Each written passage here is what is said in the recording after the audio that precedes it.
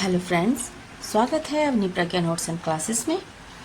तो हम कर रहे हैं हिंदी साहित्य की third paper, MA second semester के थर्ड पेपर को सोल्व कर रहे हैं। और ये पेपर है भाषा विज्ञान एवं हिंदी भाषा का। और हम पिछले पार्ट तक हम प्रश्न 1 से लेकर और 35 तक हम सोल्व कर चुके थे, डिटेल में समझ चुके थे। और आज के पार्ट में हम 36 से लेकर आगे वाले क्वेश्चन सोल्व करेंगे, साथ ही साथ एक्सप्लेन करते चलेंगे। तो चलिए स्टार्ट करते हैं। प्रश्न 36 है, ध्वनियों की व्यवस्था, इतिहास और इनके परिवर्तन का अध्ययन करने वाली शाखा है। तो कौन सी शाखा है वो? तो उत्तर हो जाएगा हमारा वैसे तो हमें जो ऊपर इसके डिटेल दी गई है उसी से समझ जाना चाहिए। ध्वनियों की व्यवस्था, इतिहास और इनके परिवर्तन का अध्ययन करने वाली शाखा है। तो उत्तर हो जाएगा ध्वनि विज्ञान, बी। और ध्वनि विज्ञान भाषा विज्ञान की वह शाखा है जो ध्वनियों के स्वरूप, उनके विकास का अध्ययन करती है। तो इस प्रकार स्पष्ट है। अगला प्रश्न है, किस विद्वान का मानना था कि शब्द के बगैर तीनों लोग अंधकार में होते हैं? किस विद्वान का मानना था कि शब्द के बगैर तीनों लोग अंधकार में होते हैं? तो ये कहा था आचार्य दंडी ने। और उत्तर हो जाएगा हमारा सी, आचार्य दंडी। और साथ ही हम ये जानते चलेंगे कि प्रश्न ये भी आ सकता है कि किस ग्रंथ में कहा था। तो आचार्य दंडी ने ये जो वाक्य है ये अपने ग्रंथ काव्यादर्श में कहा था। ग्रंथ का नाम है काव्यादर्श। ध्यान रखेंगे, भूलेंगे नहीं ये तथ्य हम। अगला प्रश्न है, भाषा का मानसिक पक्ष जैसे विचार होता है उसी प्रकार भाषा का भौतिक पक्ष है। तो भाषा का जो हमारा विचार हैं, तो विचार हमारे मन की अवस्था है, जबकि ध्वनि और लिखित वर्ण उसके भौतिक या मूर्त रूप हैं जिन्हें सुना और देखा जा सकता है। तो इसमें उत्तर हो जाएगा हमारा डी, ध्वनि और वर्ण। भाषा का मानसिक पक्ष जैसे विचार होता है उसी प्रकार भाषा का भौतिक पक्ष क्या होता है? ध्वनि और वर्ण। चलते हैं अगले प्रश्न की ओर। प्रश्न 39 है, भाषा विज्ञान के व्यवहारिक पक्ष का नाम है। तो भाषा विज्ञान जो है उसका मैं आपको स्पष्ट करती चलूं कि जब भाषा विज्ञान के सिद्धांतों का उपयोग अन्य क्षेत्रों जैसे कि अनुवाद, भाषा शिक्षण आदि में किया जाता है तो उसे अनुप्रयोगिक भाषा विज्ञान कहते हैं। तो अनुप्रयोगिक भाषा विज्ञान है, उत्तर हो जाएगा हमारा ए, अनुप्रयुक्त भाषा विज्ञान, या इसे अनुप्रयोगिक भाषा विज्ञान भी कहते हैं, जिसको अप्लाइड लिंग्विस्टिक भी कहा जाता है। अगला प्रश्न है, विश्व में सर्वाधिक प्रयोग में आने वाला भाषा परिवार है। तो सर्वाधिक प्रयोग में आने वाला भाषा परिवार है भारोपीय। उत्तर हो जाएगा हमारा बी, जिसे इंडो यूरोपियन परिवार भी कहते हैं। और भारोपीय भाषा परिवार जो है वो दुनिया का सबसे बड़ा भाषा परिवार है, जिसमें हिंदी, अंग्रेजी, संस्कृत और कई यूरोपीय भाषाएं शामिल हैं। तो ये बातें भी हम ध्यान रखेंगे कि कौन कौन सी भाषाएं भारोपीय परिवार में कौन कौन सी भाषाएं शामिल हैं। तो हिंदी, अंग्रेजी और संस्कृत, ये तीनों ही भाषाएं भारोपीय परिवार में शामिल हैं। चलते हैं अगले प्रश्न की ओर। मंदारिन भाषा किस भाषा परिवार के अंतर्गत आती है? तो मंदारिन जो चीन में सबसे अधिक बोली जाने वाली भाषा है और ये चीनी तिब्बती परिवार का हिस्सा है। तो उत्तर हो जाएगा हमारा सी, चीनी तिब्बती। अगला प्रश्न है, मध्य पूर्व और मध्य एशिया में प्रचलित भाषाओं का परिवार कहलाता है। तो मध्य पूर्व यानी कि मिडल ईस्ट में मुख्य रूप से सेमेटिक परिवार की भाषाएं जैसे अरबी और इब्रानी को हिब्रू भी कहते हैं। तो इब्रानी अगर कहीं पे लिखा आ जाता है इब्रानी, तो इब्रानी और हिब्रू दोनों एक ही हैं, बोली जाती हैं। तो उत्तर हो जाएगा हमारा ये मध्य पूर्व में मुख्य रूप से सेमेटिक परिवार की भाषाएं बोली जाती हैं। तो उत्तर है हमारा डी, सेमेटिक। चलते हैं अगले प्रश्न की ओर। भाषा के बारे में कौन सा कथन गलत है? तो सारे कथन देख लेते हैं एक बार हम। भाषा अपरिवर्तनशील है, भाषा संप्रेषण की एक व्यवस्था है, बिल्कुल सही बात है। भाषा समाज का अभिन्न अंग है, ये भी बिल्कुल सही बात है। भाषा संस्कृति का वाहक है, हाँ जी बिल्कुल है। तो ये तीनों कथन सही है जी, लेकिन पहला ही विकल्प जो दिया हुआ है भाषा अपरिवर्तनशील है, तो ये जो है कथन ये गलत है, क्योंकि भाषा समय के साथ बदलती रहती है, इसलिए यह परिवर्तनशील होती है, अपरिवर्तनशील नहीं। तो उत्तर है हमारा ए।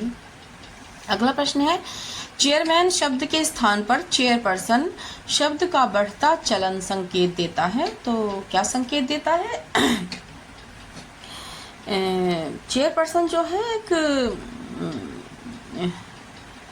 जेंडर न्यूट्रल शब्द है, जो कि समाज और कार्यक्षेत्र में महिलाओं की उपस्थिति को स्वीकार करता है, क्योंकि जहाँ पर मेल पर्सन अध्यक्ष पद पर होते हैं तो उनको चेयरमैन कहा जाता है, लेकिन अगर कहीं पर फीमेल अध्यक्ष पद पर सुशोभित है तो उसको चेयरमैन नहीं बोला जाता, चेयर पर्सन बोला जाता है।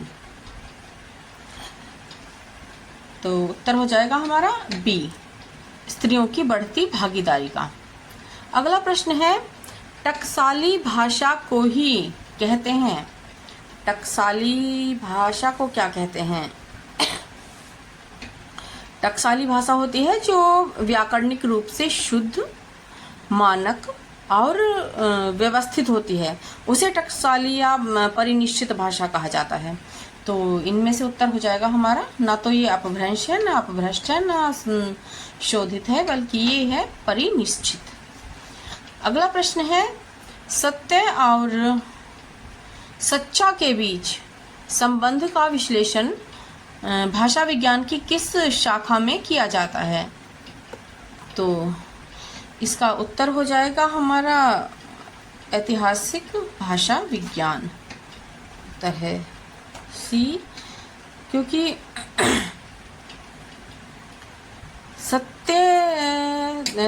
सत्य जो है तत्सम से, और सच्चा जो है वो तद्भव से बनने की प्रक्रिया का अध्ययन शब्दों के ऐतिहासिक विकास क्रम के अंतर्गत आता है।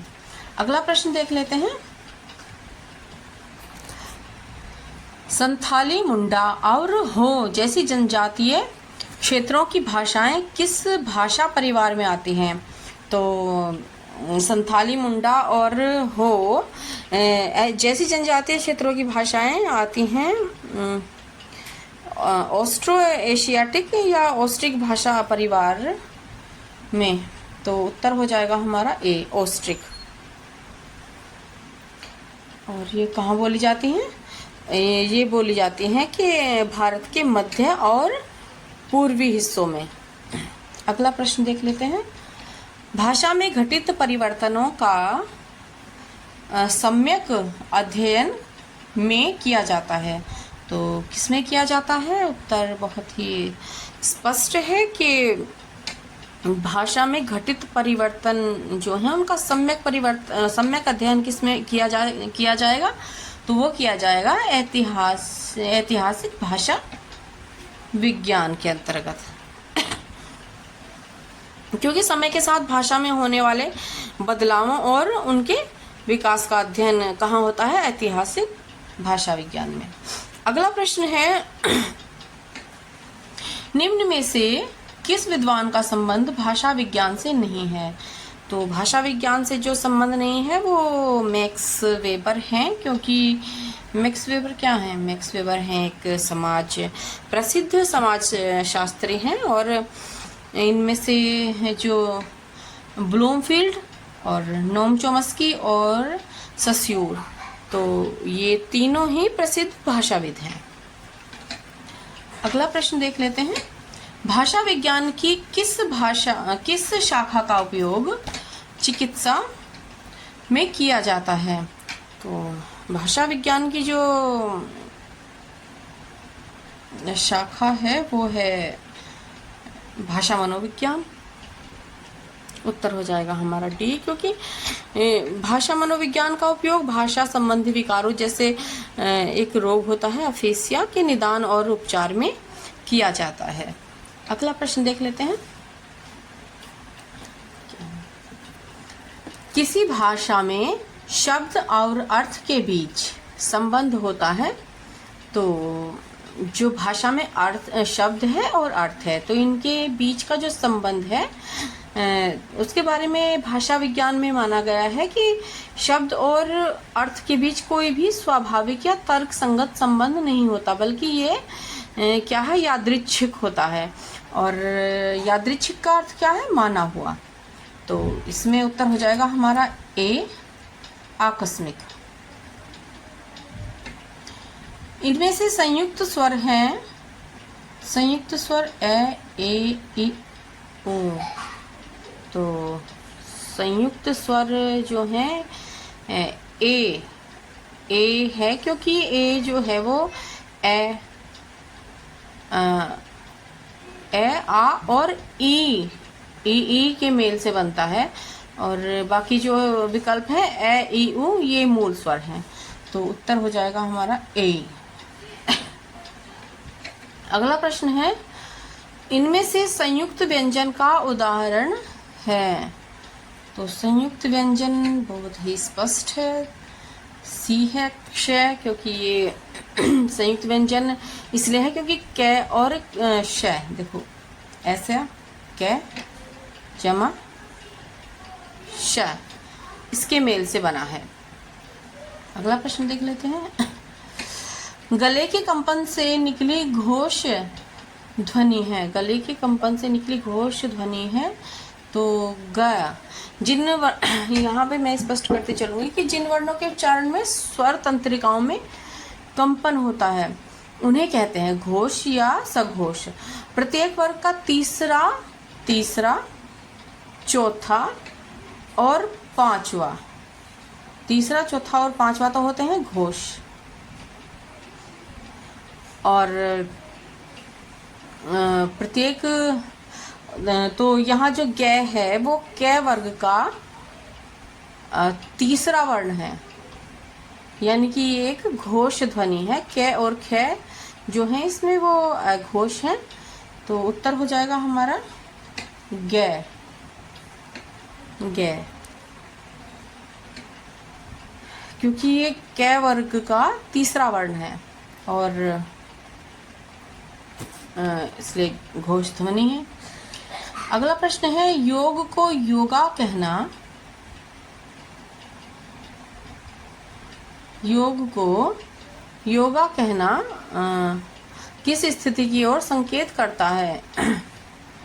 तो योग को योगा कहना एक ध्वनि विकार का संकेत है, क्योंकि मूल शब्द जो है वो योगा है। इस योगा के उच्चारण में परिवर्तन हुआ अंग्रेजी प्रभाव या अन्य कारणों से, तो ध्वनि विकार की श्रेणी में आता है, क्योंकि मूल शब्द योग ही है।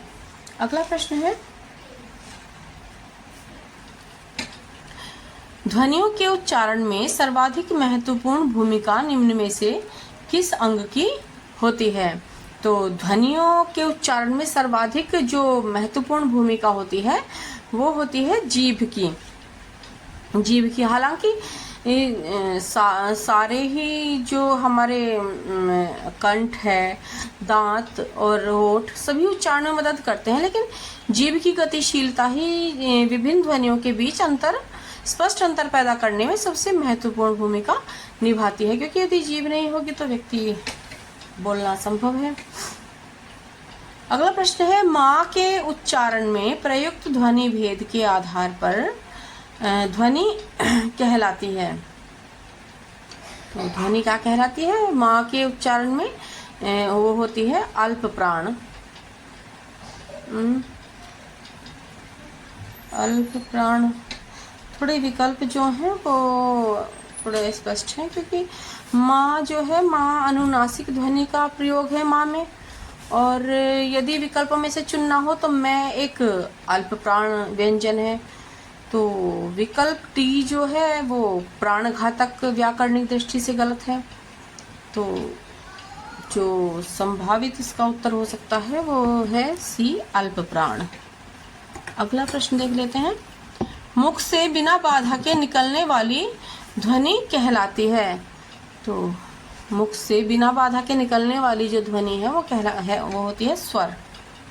स्वर उत्तर हो जाएगा हमारा डी, क्योंकि स्वर वे ध्वनियां हैं जिनका उच्चारण बिना किसी अन्य वर्ण की सहायता के और बिना किसी मुख अवरोध के स्वतंत्र रूप से होता है। क्योंकि आप व्यवहारिक रूप में भी आप देख सकते हैं कि यदि मुंह से कुछ भी स्वर निकालना हो तो किसी अन्य वर्ण की सहायता की आवश्यकता नहीं होती और ना ही किसी मुख अवरोधक का कोई इसमें बाधा होती। अगला प्रश्न है, हिंदी भाषा में मूल स्वर की कुल संख्या है। तो हिंदी भाषा में मूल स्वर की कुल संख्या है 4। 4 मूल स्वर हैं और ह्रस्व स्वर माने जाते हैं। कौन कौन से हैं वो? ए, ई, उ और री। ए, ई, उ और री।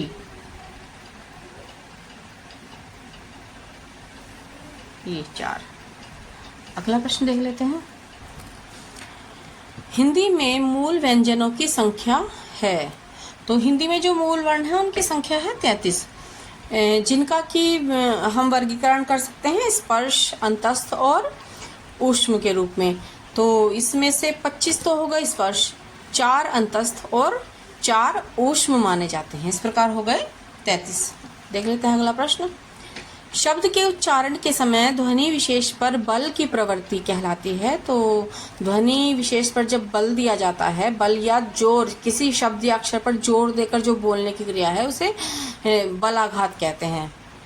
बलाघात। एक्सेंट भी बोलते हैं जिसको।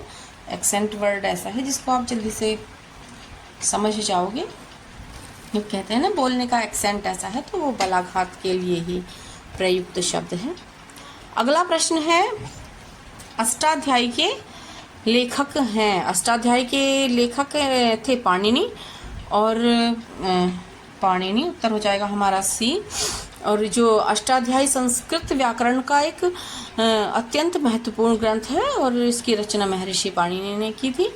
अगला प्रश्न है, ध्वनि की सूक्ष्मतम इकाई है। ध्वनि की सूक्ष्मतम इकाई या सबसे छोटी इकाई को बोला जाता है स्वनिम। स्वनिम। चलते हैं अगले प्रश्न की ओर। मुख के साथ नासिका से उत्पन्न ध्वनि कहलाती है। तो जिन वर्णों में हवा मुख और नाक दोनों से निकलती है उन्हें कहते हैं अनुनासिक। अनुनासिक, जो कि ए, ई और ऊ। और यहाँ पर जो ये चंद्र बिंदु है, चंद्र बिंदु बोलते हैं इसको, ये इसका जो है ये स्पष्ट पहचान है अनुनासिक की। अगला प्रश्न है, स्वर आगम का इसमें सही उदाहरण है। तो स्वर आगम का जो सही उदाहरण, स्वर आगम को समझ लेते हैं पहले तो, कि जिस शब्द के उच्चारण में अपनी सुविधा के लिए किसी अतिरिक्त स्वर को जोड़ दिया जाता है तो उसे कहते हैं स्वर आगम। और तो यहाँ स्टेशन में ई स्वर जुड़कर स्टेशन बना है। तो कई बार देखा होगा कि बोलते, जब हम एक प्रवाह में बोलते हैं तो कई लोग स्टेशन को स्टेशन बोल देते हैं। तो उत्तर हो जाएगा हमारा बी। अगला प्रश्न है, किस महान व्यक्ति के नाम का अर्थ अपकर्ष कर बुद्धू बनाया गया? बुद्धू तो ये नहीं है। बुद्ध, अच्छा, बुद्धू बनाया गया, हाँ सही है। तो किस महान व्यक्ति के नाम का अर्थ, तो इनमें दिए हुए हैं दधीचि ऋषि, महावीर स्वामी, महात्मा बुद्ध, महात्मा बसन्ना। तो भाषा विज्ञान के अनुसार जो शब्द था बुद्ध का अर्थ है ज्ञानी, और इसका अर्थ धीरे धीरे गिरकर मतलब यदि अर्थ गिरता है तो उसे अर्थ अपकर्ष बोलते हैं। तो मूर्ख या बुद्धू के रूप में रूढ़ हो गया। तो जो महात्मा थे उनका नाम है महात्मा बुद्ध। अगला प्रश्न है इनमें कौन सा शब्द अर्थ के विस्तार का सुंदर उदाहरण है। तो अर्थ के विस्तार का जो सुंदर उदाहरण है वो है शब्द प्रवीण, क्योंकि प्रवीण का मूल अर्थ जो था वो वीणा बजाने में कुशल था, लेकिन अब इसका अर्थ विस्तार होकर किसी भी कार्य में कुशल या निपुण व्यक्ति के लिए प्रयोग होने लगा। प्रश्न ये भी आ सकता है कि प्रवीण का मूल अर्थ क्या था। तो प्रवीण का मूल अर्थ था वीणा बजाने में कुशल। अगला प्रश्न देख लेते हैं। एक सीमित क्षेत्र में बोलचाल के लिए भाषा के रूप को क्या कहते हैं। तो किसी सीमित क्षेत्र में यदि जो भाषा बोलचाल के रूप में प्रयुक्त होती है तो उसे बोलते हैं बोली। उच्चारण स्थान के आधार पर दंत्य वर्ग में आने वाला व्यंजन है। तो उच्चारण स्थान के आधार पर जो दंत्य वर्ग में जो व्यंजन आता है वो है ता। उत्तर हो जाएगा हमारा बी, क्योंकि ता वर्ग में आते हैं ता, था, दा, धा और ना। इन वर्णों का उच्चारण जो है वो दांतों की सहायता से ही होता है, तो ये कहलाए दंत्य वर्ग। अगला प्रश्न देख लेते हैं। आदित्यवार के स्थान पर इतवार का चलन उदाहरण है। आदित्यवार के स्थान पर जो इतवार का चलन हुआ वो हुआ है स्वरलोप के कारण। स्वरलोप उत्तर हो जाएगा हमारा सी, क्योंकि इसमें शब्द के शुरुआती स्वर जो है आ का लोप हो गया है। लोप होना मतलब गायब हो जाना। तो आ लोप हो गया तो क्या रह गया, इत्यवार। अगला प्रश्न है देवी प्रसाद शेर है कथन में शब्द की किस शक्ति का प्रयोग हुआ है। तो इसमें हुआ है लक्षणा का, क्योंकि उत्तर हो जाएगा हमारा डी। अब क्यों है लक्षणा, क्योंकि यहाँ पर शेर का अर्थ जो है वो जानवर न होकर उसके गुणों यानी कि उसकी बहादुरी से है। जब मुख्य अर्थ को छोड़कर उससे जुड़े अन्य अर्थ को लिया जाए तो वहाँ लक्षणा शब्द शक्ति होती है। देखते हैं अगला प्रश्न। हिंदी भाषा का उद्भव सामान्यतः ईस्वी से स्वीकार किया जाता है। तो कौन सी ईस्वी से, क्योंकि हिंदी साहित्य के जो इतिहासकार हैं वो सामान्यतः 1000 ईस्वी के आसपास से हिंदी भाषा का आरंभ मानते हैं। तो उत्तर हो जाएगा हमारा ए 1000। प्राचीन भारतीय आर्य भाषा में शामिल है। तो जो प्राचीन आर्य भाषा थी, प्राचीन भारतीय आर्य भाषा का काल था 1500 ईसा पूर्व से 500 ईसा पूर्व। तो इसमें वैदिक संस्कृत और लौकिक संस्कृत जो है मुख्य भाषाएं थी। तो प्राचीन आर्य भाषाओं में शामिल भाषा उत्तर हो जाएगा हमारा बी संस्कृत। अगला प्रश्न है अवहट्ट को पुरानी हिंदी किस प्रख्यात लेखक ने कहा था। तो अवहट्ट जो है, अवहट्ट को पुरानी हिंदी कहने वाले पंडित चंद्रधर शर्मा गुलेरी हैं, जिन्होंने स्पष्ट रूप से घोषित किया कि उत्तर अपभ्रंश अवहट्ट ही पुरानी हिंदी है। तो उत्तर हो जाएगा हमारा सी चंद्रधर शर्मा गुलेरी। अगला प्रश्न है शब्द और पदार्थ के बीच सीधे सीधे संबंध से जो अर्थ निकलता है उसे कहते हैं। तो शब्द की वह शक्ति जिससे उसका साधारण लोक प्रसिद्ध या मुख्य अर्थ जिसे वाच्यार्थ भी कहते हैं वो प्रकट होता है, तो उसे अभिधा शब्द शक्ति कहते हैं। तो ये था हमारा 75वां प्रश्न। और भाषा विज्ञान और हिंदी भाषा विषय जो पेपर है, इसके हम आज बस 75 तक ही प्रश्न सॉल्व करेंगे। आज इसका दूसरा भाग है और बाकी के जो प्रश्न हैं 100 तक, वो हम थर्ड पार्ट में सॉल्व कर लेंगे, तो हमारा ये पूरा पेपर सॉल्व हो जाएगा। उम्मीद है कि आपको सब कुछ बहुत अच्छे से समझ आ रहा होगा। यदि कहीं पर कोई समस्या है तो कमेंट बॉक्स में जाकर आप कमेंट छोड़ सकते हैं, और बाकी मेरा प्रयास रहता है कि मैं आपकी जो भ्रम है या मन में उठने वाले प्रश्न हैं उनको सॉल्व कर सकूं। लेकिन बहुत आसान हो जाएगा यदि आप कमेंट में जाकर अपने मन की बात कहें, अपनी परेशानियों को साझा करें। तो मिलते हैं इसके तीसरे और अंतिम भाग में। तब तक के लिए बाय।